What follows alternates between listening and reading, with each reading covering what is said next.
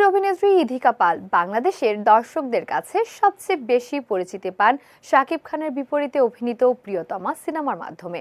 ছবিটি মুক্তির পর ব্যাপক প্রশংসা কুড়িয়েছেন তিনি।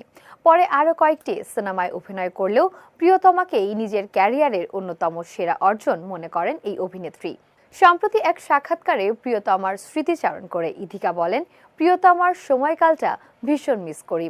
আমার আজও মনে পড়ে, প্রথম যেদিন ঢাকা গিয়েছিলাম সেদিন সন্ধ্যায় বিএফটিসি ঘুরতে গিয়েছিলাম, অনেকটা সময় সেখানে কাটিয়েছিলাম। এরপর হাতিরঝিল ঘুরে একটি কফি শপে কফি খেয়েছিলাম। তিনি আরো বলেন, এর কয়েকদিন পরেই শুরু হয় প্রিয়তমার শুটিং।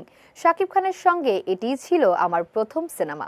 কাজ শেষ করে কলকাতায় ফিরে যাই। পরের সিনেমা মুক্তি পাওয়ার পর চারদিকে দারুণ সাড়া পড়ে যায়।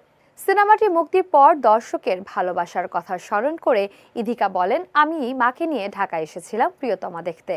বসুন্ধরা সিনেপ্লেক্সে দর্শকদের সঙ্গে বসেই সিনেমাটি উপভোগ করেছি। মুখে মাস্ক থাকার পরও সিনেমা শেষে বের হওয়ার সময় দর্শক আমাকে চিনে ফেলেছিলেন। সেই ভালোবাসা আজও ভুলতে পারিনি। প্রিয়তমাকে নিজের জীবনের অন্যতম বড় প্রাপ্তি উল্লেখ করে তিনি বলেন, সত্যি বলতে কি, প্রিয়তমা আমার জীবনের আশীর্বাদ। ঠিক এমন ধরনের গল্পেই আমি বাংলাদেশের সিনেমায় আরও অভিনয় করতে চাই। জানি না আবার সেই সুযোগ আসবে কিনা।